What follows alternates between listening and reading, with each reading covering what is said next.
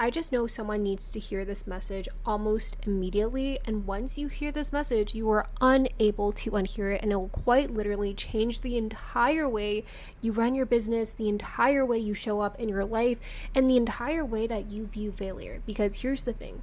The internet loves glamorizing, success, right? Getting your high cash months, your high cash days, getting views, getting this and that left and right. But what if I told you I hope the worst thing happens to you? And I'm not saying this out of spite, I swear I'm saying this because the worst thing that can happen to you is genuinely the one thing that will teach you the biggest lesson. What do I mean by that? As business owners, what we fear the most, I can name a few: slow cash months, failed launches, clients not re-signing, low views on a video that you worked hours for. What if the one thing that you fear the most is going to be the biggest lesson that it's going to teach you about leadership, about embodiment, and it's going to challenge you in order for it to actually allow you to step into the new arena and step into the next level of your business. So why do I want you to have a slow cash month? Because everyone loves talking about their high cash months, their high cash days, 10K here, 20K here, and things like that. So why do I want you to have a slow cash month? Well, because it's going to test your levels of leadership.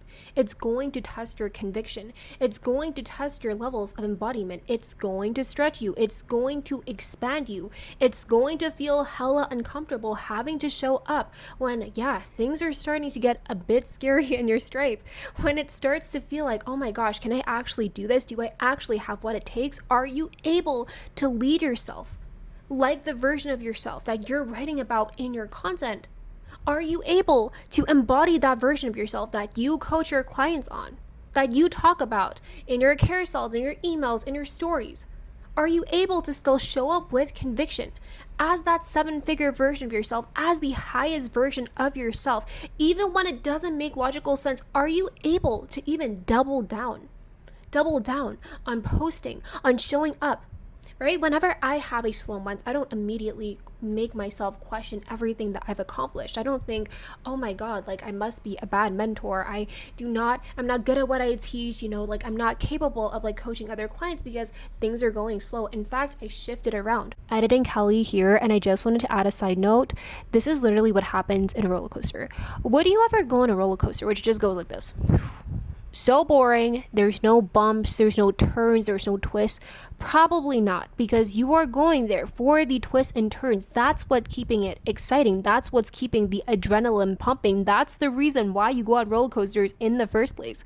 And also, let's think about it this way. Let's say you're going to a talk and a multimillionaire or a billionaire is speaking. Are you going to listen to their story if they have not gone through any turbulences? There's no twists, no turns in their story. They have never experienced a low cash month. They've never experienced drops. There's no bad things which happen in their business. They haven't faced any challenges. Everything just went to them with a golden spoon. Chances are you will not, because that's not interesting. You are not going to sit down for 60 minutes listening to someone just talk about how everything is going perfectly. You're going there because you want to learn, how did they take themselves through a launch which didn't succeed, right? How do they lead themselves in months where it starts to get scary, when they have to fire their team, when people are leaving, when things are getting slow? That is what you are here for, the sauce, the juice, and you want to learn and absorb that knowledge from that. Hopefully this helps, and I'll continue the video.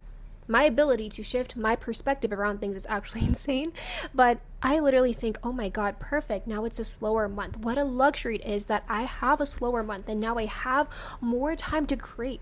I have so much time to create content, to fall in love with my craft, to pour into my clients, to create content. I can finally start the podcast I want. I can finally start filming that YouTube video. I can finally start creating a free Telegram community.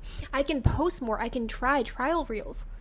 I have that time luxury of pouring into myself that I probably wouldn't have if I'm fully booked and my calendar is stacked, if I'm having a super, super busy month. Holy crap, that's amazing. I get that luxury. I get that opportunity to try new avenues, new streams of even income. If I want to build that app, if I want to launch that thing, well, Perfect. I have a bunch of time doing that. Reframe how you're viewing a slow month. Perfect. Slow month. Now you know how to lead your audience through this. Now you have a bunch of content to create out of like this slow month, right? What are you experimenting? What are you trying? What's not working? What's working? There's so many things that you can create out of it, right? A failed launch, it's the same thing. Perfect. Whenever I have a failed launch, I'm like, oh my God, this is like, I show up with like a devious smile. I swear. Oh my God, my hair looks crazy right now, but I swear I show up with a devious smile and I'm like, oh my God, like, how is this going to test me? How is this going to stretch me? How is this going to really test my levels of leadership in this exact moment? And how I'm going to have a great story I'm going to tell one day when I'm speaking on stages, when my launch failed. And by the way, one of my launches did fail. Created a bunch of content around this. I led myself through it, and because I'm able to experience having a failed launch, I'm able to lead my clients through it. I'm able to test my levels of conviction. I'm able to test myself and see whether or not am I actually really capable of actually going to the next level. This is a lesson that no mastermind, no coach, no mentor cannot teach you. They can't teach you this. You have to experience this yourself first. You have to experience this firsthand first.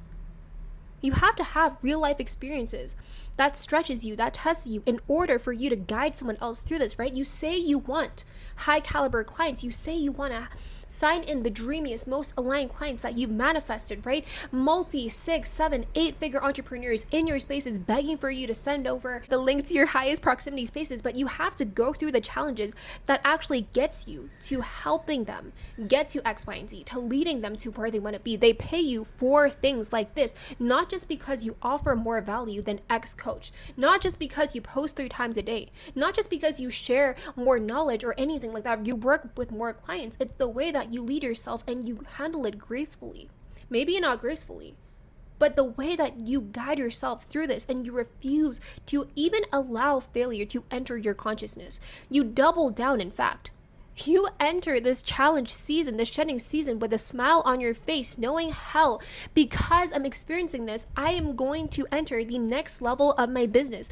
I'm going to enter a new season. This is going to stretch me in the best way possible, but I also know my biggest breakthrough is going to come. This is going to be the final test that's actually going to get me to everything I've journaled about for the past few months, right? Clients not re-signing, perfect. More capacity for dream clients to come your way. You claim that you have outgrown your current clients. You claim that you want to sign high caliber clients you have manifested on your vision board. You claim that you want that type of client who lights your soul on fire, who makes you feel magnetic, who makes you feel so activated after every single conversation, and yet you are out here saying like, oh my God, clients are not re-signing. I am doubting myself, I'm doubting my abilities, when they are not even your dream clients. They are not the clients that you so heavily manifested. And a part of you knows that. A part of you knows that you're silently walking in eggshells around them. A part of you knows that they're not fully the type of clients that you would wake up every single day with this like fire in your heart, just so freaking grateful that you want to work with them. And you have to get rid of them. You have to get rid of people who need hand holding, who need coddling, who may not be the type of client that may be a match to the level that you're entering. But that is what the next level requires, right? Being able to say bye to clients who, yeah, they may not re-sign with you, but you've changed their lives, and being able to look back and think, oh my God, damn, I've literally changed that client's life. It's okay that they're not resigning. I'm just making more capacity for more dream clients to come my way. There is going to be an overflow of clients coming. I'm never going to lack clients. I am a genius in my body of work. I am great at what I do, right? I'm freaking magnificent in my body of work. No one can compare. Why would I ever have a lack of clients? Perfect. A client isn't re-signing. Well, I transformed their life. I've changed their life for the better. And now I'm going on to signing even more clients and creating more of a mass impact. And I'm ready to really enter into this new season of clients that I know I'm just going to transform even more. Low views? Perfect. I love getting low views. Honestly, my content is designed to repel, and it's designed to filter away people who are not my dream clients. I have no intention of going viral. I have no intention of mass growing my following, because I know with that, you are going to attract people who are not your dream clients. You are going to attract people who are not people that actively want to buy from you. You're going to attract freebie seekers, surely, or silent lurkers who have no intention for buying from you. But my intention for my brand, I want someone to find my page at 11 p.m. on a random Tuesday, binge my page for 2 hours, and by 2 a.m., she is asking for the painful link, or she's even self-checked out herself, and I'm waking up in the morning, I'm like, oh my god, I don't even know who this person is. They just literally signed up to my highest proximity spaces because they're so magnetized by my words, because they're self-led, they're driven, they're hungry for success the same as me. They share the same amount of speed, the same amount of ambition as me. That is who I want to attract. So I have no intention of getting a lot of views. In fact, I want to repel away people who don't match the ambition I have, right? The intentions I have for my business. I want to bring in only a very specific caliber of clients. Perfect. I'm repelling those people away, right? Because those views, they do not pay your bills. They do not pay your bills, right? Working with dream clients who light your soul on fire is your mission, is the reason why you're here in the first place. And that is who I truly only want to serve. I use this analogy so much with my clients, and it's like, let's think we're back in high school, right? Would you rather have a big group of friends who are not necessarily your best friends? You can't really talk to them about your personal life and you're not really close to them, but it looks good on paper and it looks good on the outside. You're so social, you're so popular, blah, blah, blah, right? Or would you rather have two ride or die friends? Yeah, you may not be the most popular, but you have two ride or die people who you would literally sacrifice your life for. Video cut off because someone decided to deliver something in the middle of me filming my video, but if there's a point in this video that I want you to take away, and if there's something that I want you to keep in mind every single time you show up to business, is that the thing that will break your business is actually the thing that will make your business. The one thing that you're so afraid of is actually going to be the thing that will take you to the next level. If you want to actually get your breakthrough moment, you have to go through the challenges. You have to go through the path which stretches you, which will honestly make you crumble before you quantum leap. That is how you are going to scale your business. And that is what you're going to talk about on stages one day. That is what you are going to coach hundreds, thousands of women on one day. I really hope this video landed for you. And I really hope that you take this video and honestly drill this to your brain, because I just know that someone needs to hear this today, and it will change everything for your business once you understand that just hope the worst could happen. Because, after the worst, after what was the saying? The calm, there's a calm after the storm. I forgot the saying, but there's always calm after the storm. In that case, there's always a breakthrough after the storm you have to go through. But it's going to be the one thing that's going to paint your character arc.